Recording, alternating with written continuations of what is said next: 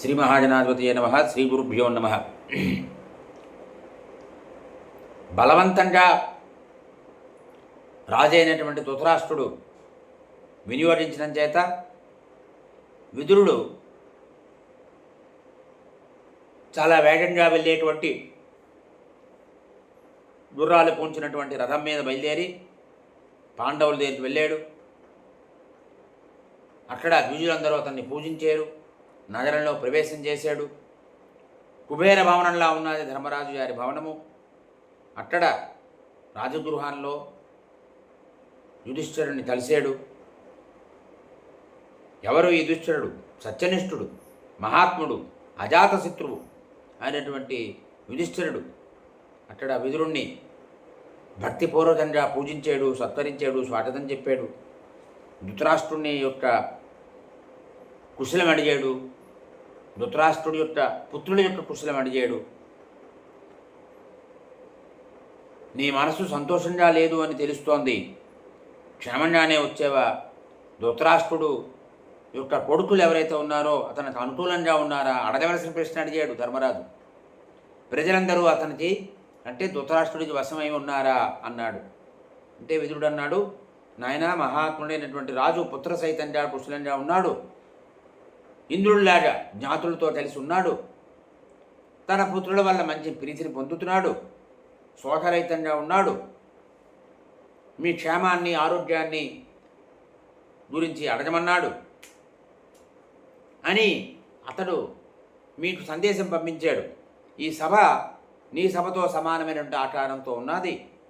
తమ్ముళ్ళతో కలిసి నువ్వు అటు రావాల్సింది, దీన్ని చూడవలసింది. సోదరులతో కలిసి ఆ సభలో సూర్యోద్యూతం ఆడాలి, వినోదించాలి. మిమ్మల్ని కలుసుకోవడం వల్ల అక్కడికి వచ్చినటువంటి కౌరవులందరూ కూడా సంతోషిస్తారు అన్నాడు. ఆ మహాత్ముడైనటువంటి ధృతరాష్ట్రుడు ఏర్పాటు చేసినటువంటి జ్యోతశాలని అక్కడ ఉన్నటువంటి జ్యోతులని చూదుగానయ్యా, అందుకే నేను వచ్చాను అని చెప్పాడు విదురుడు. అప్పుడు యుధిష్ఠిరుడు అంటున్నాడు, విదురా, జూతం వల్ల మాకు కలహం కలుగుతుంది. బుద్ధిమంతుడైన వాడెవడు కూడా జూతానికి ఇష్టం చూపడవు. నువ్వు ఇది తగినదని అనుకుంటున్నావా? మేము నీ మాట మీదే నిలబడ్డామయ్యా అన్నాడు ధర్మరాజు. విదురుడు అన్నాడు, జానామ్యహం జూతం అనర్థమూలం. జూతం అనర్థానికి కారణం అనే విషయం నాకు తెలుసును. కృతశ్చ యత్నోస్య మయా నివారణే. దీన్ని ఆపడం కోసం నేను చాలా ప్రయత్నం చేశాను.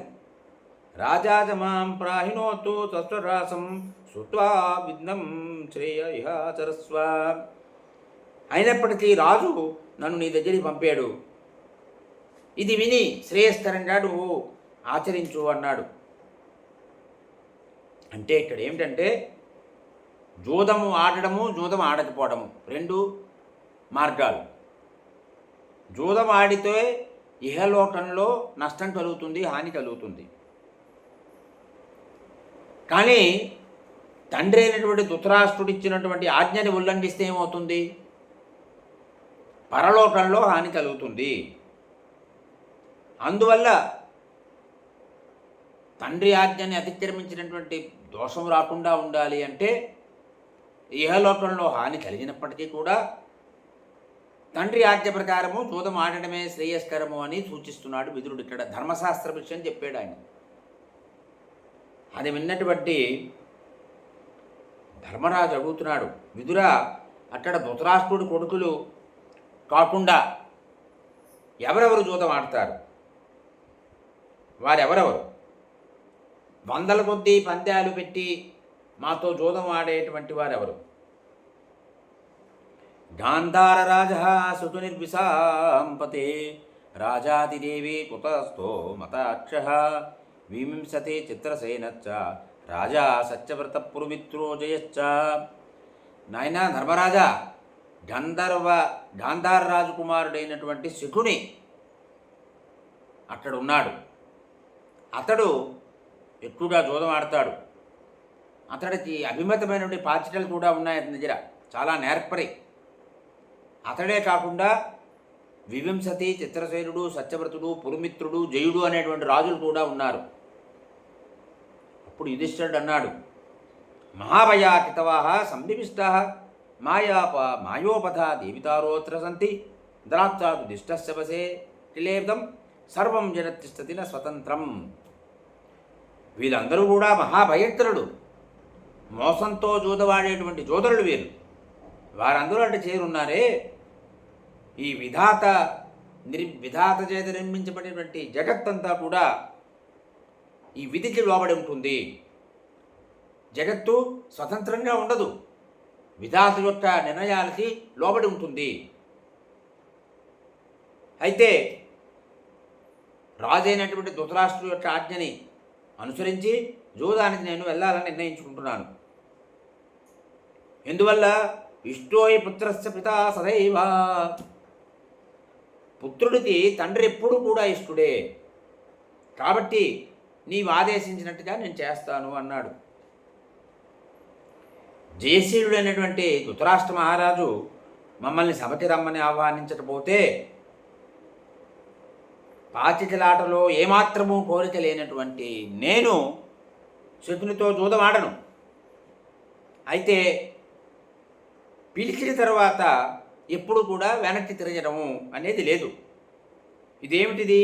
శాశ్వతమే వ్రతమ్మే. పిలిచిన తర్వాత మళ్ళీ వెనక్కి రావడము అనేది, వెనుతిరగడం అనేది నాకు ఇష్టం లేనటువంటిది. అది శాశ్వతమైనటువంటి వ్రతము, వెనుతిరగను నేను అన్నాడు. ఈ రకంగా చెప్పి ప్రయాణం ఏర్పాట్లన్నీ చేస్తున్నాడు ధర్మరాజు. తెల్లవారింది. సోదరులతో, బంధువులతో, పరిచారకులతో, ద్రౌపది ఇత్యాది స్త్రీలతో కలిసి బయలుదేరాడు. ఎలా ఉందయ్యా అంటే, మిరిమిట్లు కొలిపేటువంటి కాంతి ఒక్కసారి పడగానే ఏమవుతుందంటే కళ్ళు మూసేస్తాం మనం. అదే రకంగా ఇప్పుడు దైవము మానవుడి యొక్క ప్రజ్ఞని హరించి వేస్తున్నాడు. పాసాలతో కట్టబడినట్లుగా నరుడు విధాతకి వశమైపోతున్నాడు. చూడండి, ఇంత వైభోగము, సామ్రాజ్యం అంతా కూడా 13 సంవత్సరాల పాటు పూర్తిగా పోయేటువంటి సమయం ఆసన్నమైంది. అది జరగబోతుంది. అది ఎవ్వరూ ఆపలేరు. అది విధి నిర్ణయం, దైవ నిర్ణయం. దానికి కట్టుబడిపోయాడు ధర్మరాజు. ఇక్కడ దైవం ప్రజ్ఞాముష్ణాతి చిట్టుస్తేజ ఇవ ఆపదత్తు ధాతుశ్చ వసమన్మేతి పాసేరి వనరస్థిత. ఒక పాశాలతో బంధిస్తే ఎలా పడిపోతాడో, దైవానికి అలా నరుడు బంధుడైపోతాడు. యుధిష్ఠిరుడు ధృతరాష్ట్రుడు యొక్క ఆహ్వానాన్ని అంగీకరించాలని లేదు మనసులో. లేకపోయినప్పటికీ కూడా తండ్రి గారి ఆజ్ఞ పాటించాలి అనేటువంటి నిర్ణయముతో గతంలో నిర్ణయం తీసుకున్నాడు. వ్యాసులు వారు చెప్పినప్పుడు వారు ఏమిటి చేయమంటే అది చేస్తాను, అలా చేయడం వల్ల యుద్ధము జరగదు, ప్రాణ నష్టం జరగదు, క్షత్రియ వంశ నాశనం జరగదా అని ప్రతిజ్ఞ చేశాడు. ఆ ప్రతిజ్ఞాబద్ధుడైనటువంటి ధర్మరాజు విదురుడితో కలిసి బయలుదేరుతున్నాడు. బాల్యకుడిచ్చినటువంటి రథాన్ని అధిరోహించాడు ధర్మరాజు. రాజ్యలక్ష్మితో దేదీప్యమానంగా ఉన్నాడు. బ్రాహ్మణులందరూ ఉన్నారు అతనితో పాటుగా. ముందుగా వార్తాలను చేసి సందేశం పంపించాడు హస్తినాపురానికి, నేను వస్తున్నాను అని. సమస్త సామగ్రితోటి బ్రాహ్మణులందరూ కూడా స్వస్తివాచనం చేశారు. ధౌమ్యుడుతో కలిసి మందిరం నుంచి బయటకు వచ్చాడు. తన ప్రయాణం సుఖంగా కలగాలనేటువంటి వాంఛతోటి బ్రాహ్మణులందరికీ ధనం ఇచ్చాడు.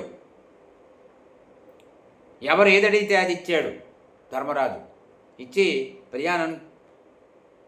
ప్రయాణం మొదలుపెట్టబోతున్నాడు. 60 ఏళ్ల వయసు ఉన్నటువంటి ఒక గజరాజుని అధిరోహించాడు.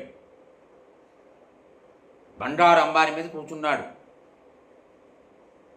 ఒక అగ్నిదేవుళ్లా ప్రకాశిస్తున్నాడు అతడు. ఒక బండారు వేదిక మీద ఆజ్యాహుతులతో ప్రజ్వలించేటువంటి అగ్నిదేవుళ్లా ప్రకాశిస్తున్నాడు. నరులందరూ కూడా అతనితో పాటు వస్తున్నారు. రథఘోష ఆకాశమంతా నిండిపోయింది. మహాసైన్యం అతని వెనకాల వెళ్తుంటే ఒక ఆదిత్యుడిలా వెళ్తున్నాడు. శ్వేతఛత్రాన్ని ధరించున్నటువంటి ధర్మరాజు పున్నమి నాడు చంద్రుడు ఎలా ఉంటాడో అలా ప్రకాశిస్తున్నాడు. బండారు కలలు ఉన్నటువంటి చామరాలు అన్ని వైపుల నుంచి వీస్తున్నారు. మార్గమధ్యంలో ప్రజలందరూ వస్తున్నారు, జయజయధ్వానాలు చేస్తున్నారు. యథోచితంగా శిరస్సు వంచి వారందరినీ అభినందిస్తూ వారిచ్చినవి స్వీకరిస్తూ ముందుకు వెళ్తున్నాడు ధర్మరాజు. ఈ ముందుగా ఏనుగునట్టి వెళ్తున్నాడు.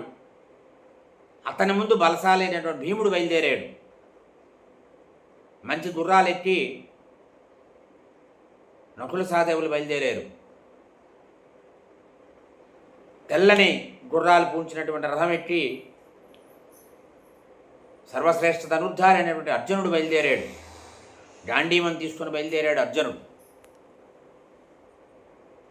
యుధిష్ఠిరుడు సేనా మధ్యంలో ఉన్నాడు. ద్రౌపది ఇతర స్త్రీలందరూ కూడా పల్లకీల్లో వస్తున్నారు. కాల్బలం, ఏనుగులు, అశ్వాలు వీటితో బయలుదేరి వెళ్తున్నాడు. శంఖాలు, దుందుబులు, వేణువు, వీణ ఈ ధ్వనులన్నీ మారుమోగబోతున్నాయి. సరస్సులు, నదులు, వనాలు, ఉపవనాలు దాటుకుంటూ హస్తినాపుర సమీపంలో ఉన్న నగరాన్ని చేరుకున్నాడు. విదురుడు ధృతరాష్ట్రుడు ఏది చెయ్యబోతున్నాడు అనే విషయము చెప్పాడు ఇప్పుడు ధర్మరాజు యుధిష్ఠిరుడికి. ధృతరాష్ట్రుడు పిలిచాడు. ఆ కాల నియమానుసారంగా ధర్మాత్ముడైనటువంటి పాండుపుత్రుడైనటువంటి ధర్మరాజు యుధిష్ఠిరుడు హస్తినాపురం చేరుకున్నాడు. ముందుగా ధృతరాష్ట్రుడు భవనానికి వెళ్ళాడు, అతన్ని కలుసుకున్నాడు. ఆ తర్వాత భీష్ముడు వారు, ద్రోణుడు, కృపుడు, కర్ణుడు, అశ్వత్థామ వాళ్ళని కూడా కలుసుకున్నాడు. ఆ తరువాత సోమదత్తుడు కలుసుకున్నాడు. అంతకుముందే అక్కడ దుర్యోధనుడు, శకుని, శల్యుడు వాళ్ళందరూ ఉన్నారు, వాళ్ళని కలిశాడు. దుశ్శాసనుడు, జయద్రథుడు వాళ్ళందరినీ కలిశాడు. ఆ తర్వాత ధృతరాష్ట్ర మహారాజు భవనంలోకి వెళ్ళాడు. అక్కడ నక్షత్రాలతో కూడినటువంటి చంద్రుడిలాగా ఉన్నది, నక్షత్రాలతో రోహిణీదేవిలా ఉన్నది గాంధారి కోడలతో తెలిసి. వాళ్ళందరినీ చూశాడు, గాంధారికి నమస్కరించాడు, ఆమె ఆశీర్వాదం పొందాడు. తరువాత మళ్ళీ పెదనాన్నటువంటి ధృతరాష్ట్రుడి దగ్గరికి వెళ్ళాడు. భీముడు, ఇతర పాండవులందరూ వచ్చి ధృతరాష్ట్రుడికి నమస్కారాలు చేశారు. అక్కడ ఉన్న వాళ్ళందరికీ చాలా ఆనందం కలిగింది. పాండవులు వచ్చారు, వారిని చూసేమని. ధృతరాష్ట్రుడి యొక్క అనుమతి తీసుకున్నారు. అనుమతి తీసుకొని ఈ రత్నమయమైనటువంటి గృహాల్లో ప్రవేశించారు. అక్కడ దుస్సల ఇతర స్త్రీలందరూ ఉన్నారు, వారందరినీ చూశారు. ఈ ద్రౌపది యొక్క సమృద్ధిని చూసినటువంటి ధృతరాష్ట్రుడి కోడళ్ళు మాత్రం ఆనందించలేదు అన్నారు. ఇక్కడ వాళ్ళకి మాత్రం ఆనందం కలగలేదుట ద్రౌపదిని చూడగానే. వాళ్ళకు కూడా అసూయాభావం ఉందన్నమాట. ఆ తరువాత ఈ పురుషులందరూ కూడా వ్యాయామము, కేశాలంకరణ ఇత్యాదన్నీ చేస్తున్నారు. నిత్యకృత్యాలు చేసిన తర్వాత అలంకరించుకొని బ్రాహ్మణుల చేత స్వస్తివాచనం చేయించుకున్నారు. మంచి భోజనం చేశారు. తరువాత శయనగృహంలో ప్రవేశించారు. ఆ శుభరాత్రి గడిచింది. చూడండి, ఇక్కడ శుభరాత్రి అన్నారు. ఆ రోజు శుభరాత్రి. ఇటు మన్నాడు తెల్లారితే ఇట పరిస్థితి పూర్తిగా మారిపోతుంది. ఈ భోగాలు, సుఖాలు అన్నీ దూరం అయిపోతాయి 13 సంవత్సరాల పాటు. ప్రాతకాలంలో అందరూ కూడా లేచారు. ఉదయం పూట చేయవలసినటువంటి నిత్య అనుష్ఠానం అంతా చేశారు. అగ్నికర్మలన్నీ చేసుకున్నారు. ఆ సభలోకి ప్రవేశించారు. స్వస్తి.